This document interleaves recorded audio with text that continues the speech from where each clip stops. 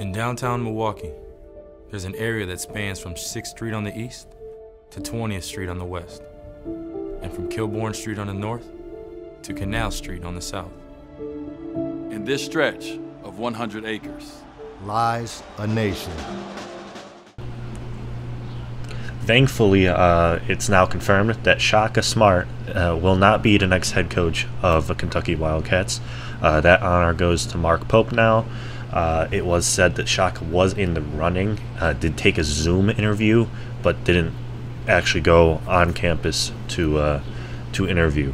But he was in the running. We know now that he is for sure coming back. Put a post on Twitter, Instagram, all that. Obviously, he put that because he obviously knew that there was going to be rumors swirling around him taking the Kentucky job. But he's back. Cam Jones announced he's back. Stevie Mitchell hasn't announced if he's back yet, but in all likelihood he will be. So this is a great time to kind of look forward to next year. Here we go.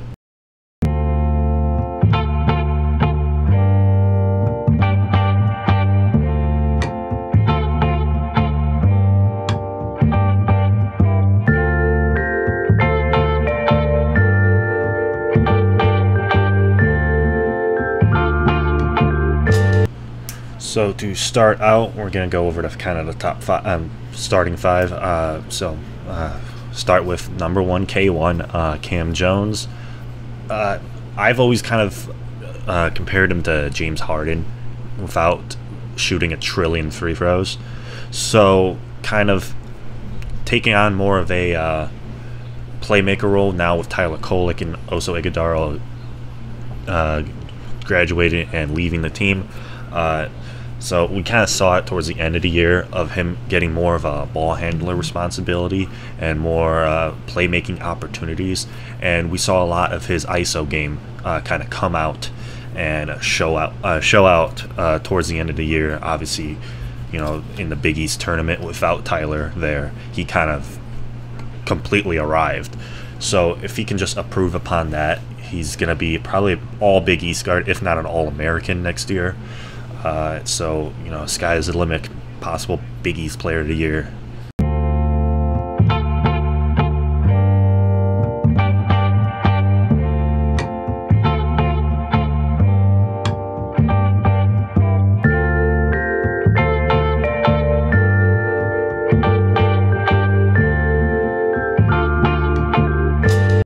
Next, got kind of the projected two guard with Chase Ross.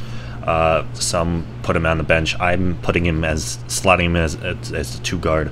I think he's gonna kind of take over as that secondary scoring option behind Cam. Obviously, he's been great off the bench. You know, he kind of projects as an NBA talent. He's an NBA built two guard. You know, 6'5", 205. He can probably put on a little bit of weight, but not too much. He's really not that small, but he's able to drive to the cup really, really good. He's driving and dunking. Obviously, he's got the highlight dunks all the time, and he yams it on people. But then he's got a great outside shot so far. You know, he doesn't take a lot of threes, but when he does take threes, for the most part, they're going in. You know, his defense has been great. He's been a good wing defender, good defender all around, really. And you know, obviously, coming into a starting role, it's similar to how we kind of looked at David Joplin last year, where he kind of has to take over a little bit more responsibility now. And obviously, we got to see that transition to see how he's going. But obviously, he's going to be our kind of two scorer, two guard. I don't see him taking too much playmaking opportunities away from Cam, but you never know. I'm kind of excited for Chase Ross, to be honest, because I think he could really have a true breakout.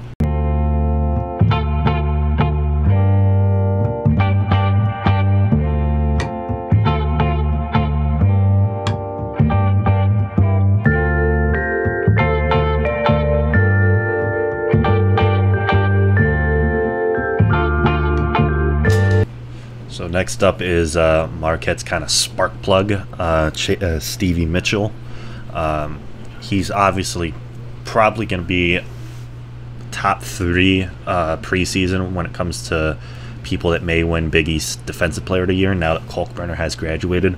I think he's going to be one of the best defenders in the Big East for sure. I'd want to see him kind of expand his offense a little bit more. Obviously he's got that attacking the rim, getting the dirty rebounds and everything. But I would like to see him get a little bit more consistent from 3. Especially going into now his senior campaign. Obviously looking at an NBA potential-wise, he kind of projects almost as a 3-and-D wing, 3-and-D 2-guard-ish.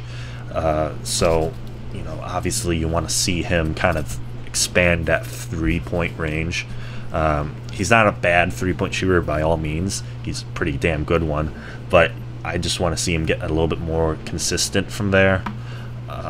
And more confident from there, because there's times where he'd get it in the corner wide open and just pump fake and pass it away. I'd like to see him take a few corner threes more than he does already, and obviously make them. He's going to have more of a responsibility to score, probably.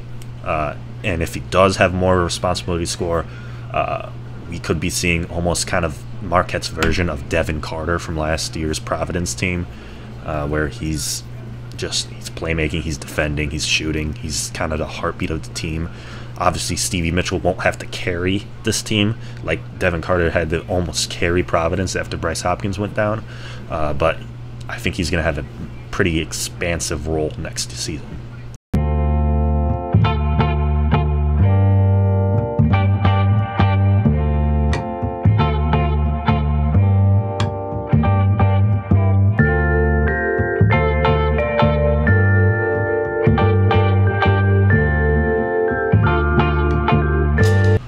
David Joplin has been an interesting player, really, ever since he's gotten to Marquette. Obviously, he was one of the 2 Texas recruits that flipped from Texas to Marquette when Shaka originally got the job. The other one, Amarian Ellis, transferred last season. But Joplin, obviously, hometown kid from Milwaukee. Scoring-wise, he's been obviously great. Great from deep. We saw a lot last year, kind of getting more ISO opportunities, especially down the stretch of this past season. Obviously, him working with Cam, kind of being 1, 2, and maybe 3. You're going to see a lot more of a 2-man game from Cam and Jop, probably. Probably a little bit more pick and pop from those 2. But they're both kind of ISO scorers. So I wouldn't be surprised to see Joplin kind of get it on the wing and dribble the ball and make his move and ISO score, which we saw a little bit from down the stretch. And I think the one thing for Joplin is if he gets more aggressive in his ability to drive to the cup, I think that's going to open up. Obviously, people are going to respect him driving, so they're going to take a few steps towards the lane, opening up more shots for him from deep. That's the only thing I have on Joplin. His defense isn't top tier, but it's not bad at all. It works. I'd like to see him kind of get more aggressive rebounding the ball, but again, down the stretch we saw a little bit more of that, and it was actually really promising looking. And like I said, his ISO scoring is just out of this world, and another year in kind of the Shaka system and kind of as a college player, I think that ISO scoring will get even better.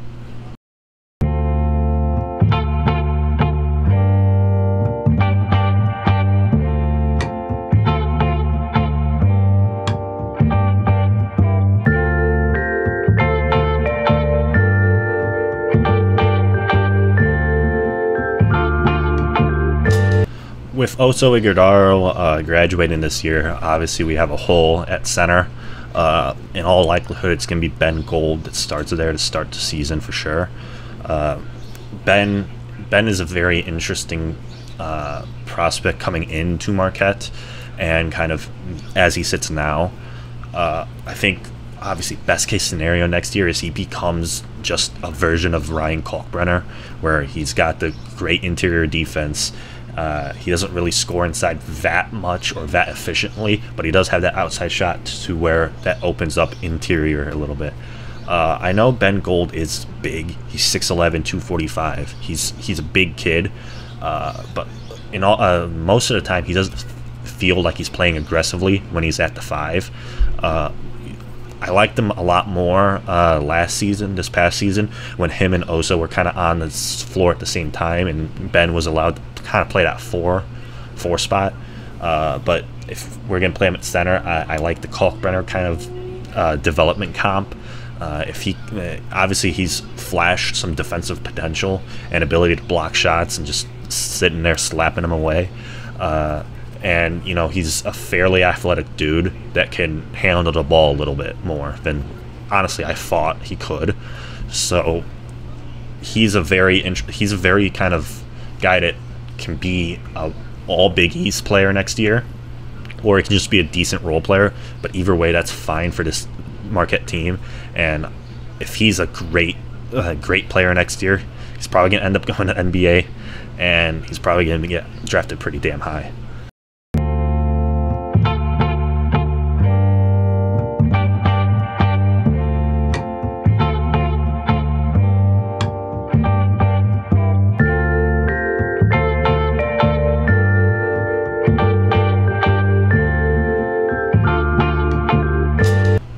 Sean Jones is a very interesting bench player. Obviously, he's probably going to be more of our 6-man next season. He's a little on a smaller side for point guard wise, but he makes up for that in his speed and his tenacity. And we saw flashes before he got hurt in January of him getting a better outside shot and him shooting threes at an efficient rate. The one thing I have on Sean is he's so fast and so athletic. Sometimes he gets going so much that he's out of control, and if he can get in control, he can be great. Like, I think the closest comparison I have to him as just an athlete is Isaiah Pachenko of the Kansas City Chiefs. Kind of how he just runs like he's angry at the ground, or he runs like he bites people. Like that's what Sean Jones kind of reminds me of. He's kind of that Energizer Bunny almost. He gets the basketball and he's just gone. He's out on the other side of the court before you even know it. He's insanely fast, but I want to see him kind of reel it in to where he's not out of control, because there's times where he would be just running so fast that he'd lose the ball because he's just so focused on running so fast, and he just kind of loses focus a little bit. So as long as he can reel that in, I think he's going to be a great 6-man. And then next year, once Cam and Stevie are in all likelihood gone, Sean can kind of step into that starter role and kind of be one of the best guards in the Big East, if not the nation.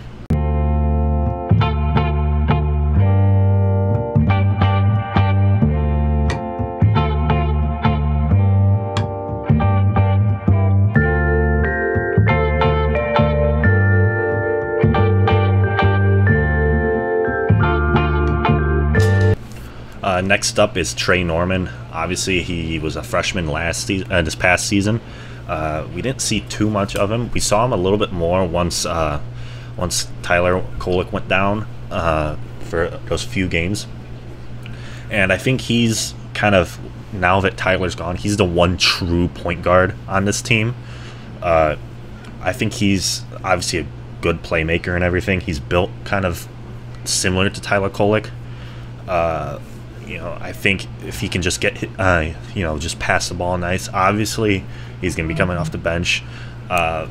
He's just going to have to take another year of developing and, learning how to play basketball at the college level, and just kind of learning the game, learning a college game, and another year in the Shaka farm, and he should be pretty good true point.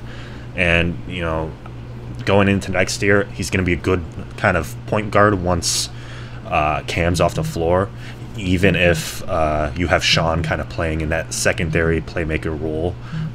Trey is going to be able to kind of come in and be a true point guard for you.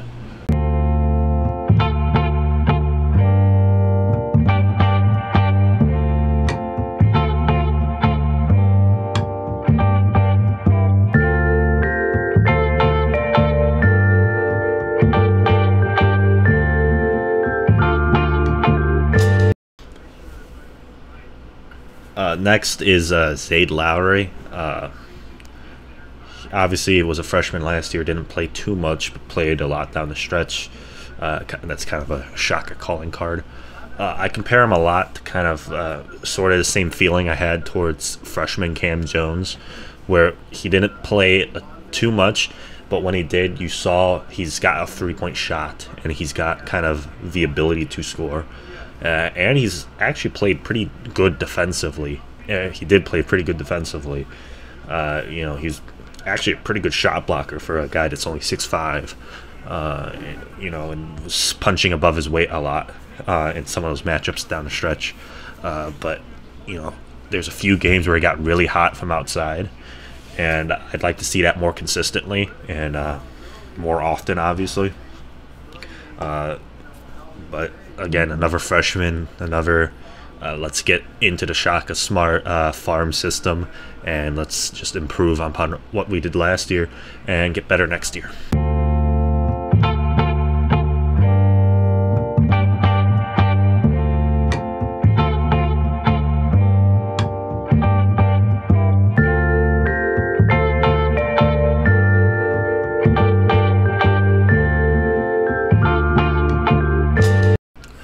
Al Amadou is kind of a weird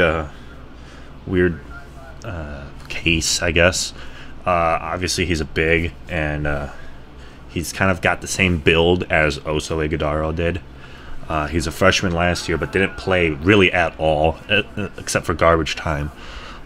He's probably, in all likelihood, going to play a lot of minutes next year as kind of that secondary center. But for all we know, Shaka could just go crazy and start playing Jop at the 5 and not playing Al. But I still think Amadou is going to play a big role next year, just because he's kind of that rim runner center already. We've seen that in a few minutes he played this year. But then kind of if he can take kind of steps that sort of like how Oso took his junior and senior year. Al Amadou going into his sophomore year can be that big off the bench, kind of sort of like Oso was his sophomore year when Kurt Queff and Shaka came in and everything. So now that he kind of gets a little bit more minutes, maybe we see a little bit more of that production, a little bit more of just him growing as a player. Like I said, he's a similar build to Oso, so maybe kind of think the same development track as Oso, maybe with a few differences. He is a little bit more physically athletic than Oso is when it comes to just his bounce and just his ability to rock the rim. So he's kind of a development project guy that it's going to be kind of cool to see how he ends up next season.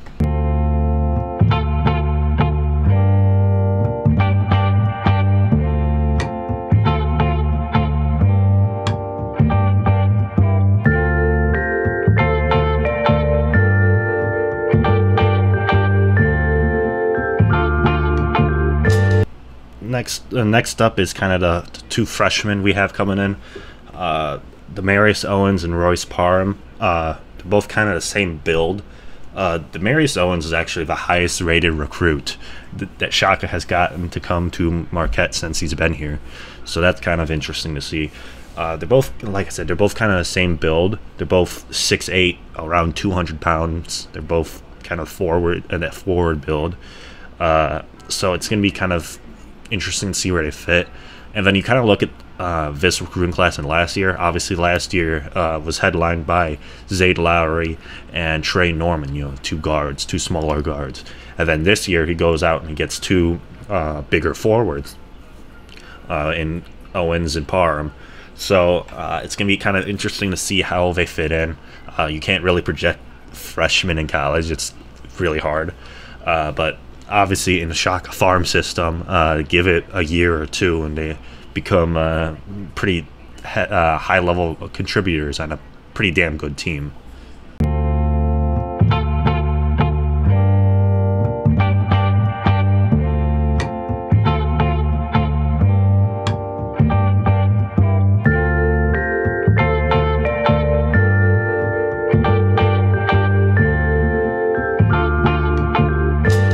Now now just kind of a just kind of a funny thing to end this off with. Entered into the transfer portal is Indiana State's Robbie Avila. He's a big center, but he's got kind of those Oso Ighodaro, passing skills as a big. Shaka really doesn't like the transfer portal, doesn't dip in the transfer portal really at all. If he did it that first year with Quef, with Kolik, with Omex, with Morcel, but that was because he was coming in and had to kind of set his program up. The only other transfer he got was Zach Wrightstill last season out of Loyola New Orleans or something. But he's an NAIA transfer. But Robbie Avila just feels like a Marquette player. He kind of seems like the perfect Oso replacement because he plays so similar to Oso that it almost gets it almost seems like just a fun pairing.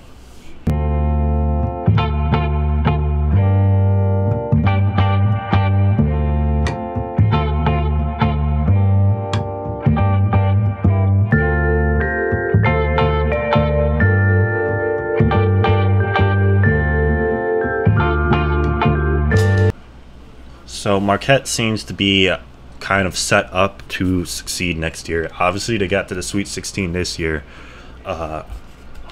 Without Kolik, without Oso, you kind of struggle to see them going further. But I think with a little bit of development from Cam, from Stevie, from Joplin, I think there's a world where they get better, even better than they were last year. It's gonna be kind of hard to say it with how good Tyler Kolik was, but it's kind of hard to see now. But I do believe they're going to be even better. They're returning all but 2 players pretty much, which is unheard of when it comes to college basketball nowadays, transfer portal and NIL and all that stuff. So it's they're returning vast majority of their core that went to the Sweet 16 next year. I think the one big flip I think we're going to have is I think we're going to be a more offensive potent team than we have been. Obviously we've been a really good offensive team the last 2 years, really. Even the last 3 years we were pretty good offensively. Shaka's first year not great, but the last 2 years we've been really good, and that's kind of because Tyler Kolik was doing that kind of motion offense style stuff with Oso and Tyler.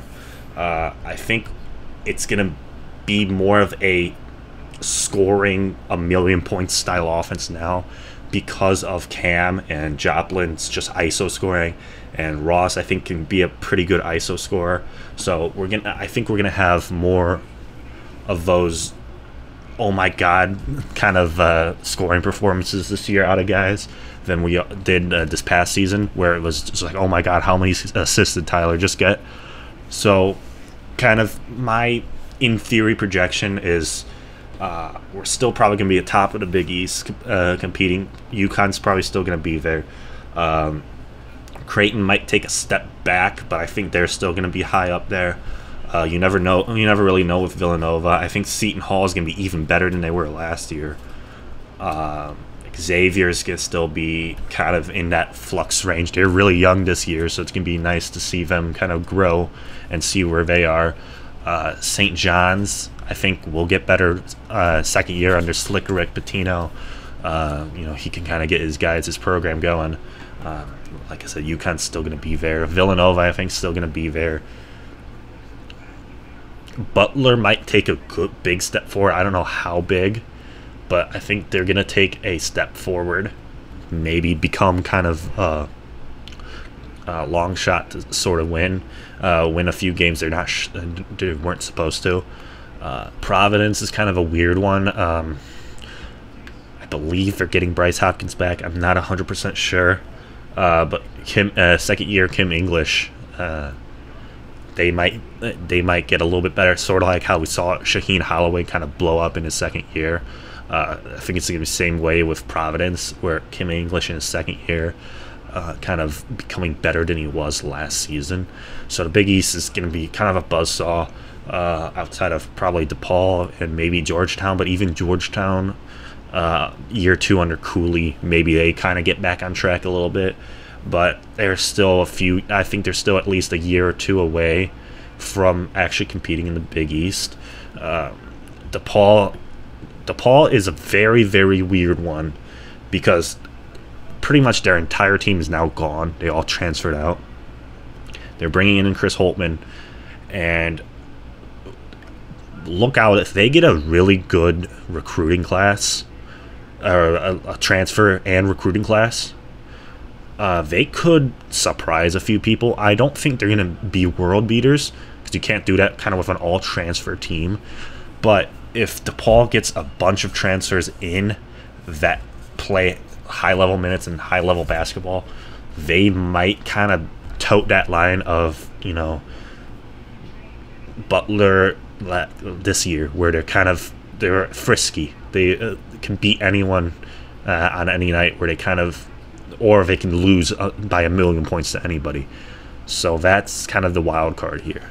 But in total, I think Marquette's kind of got the express lane to the top a little bit. Obviously, UConn's still probably going to be the favorite, and for good reason. But they're losing Klingon, but I fully expect them to reload and get going once again.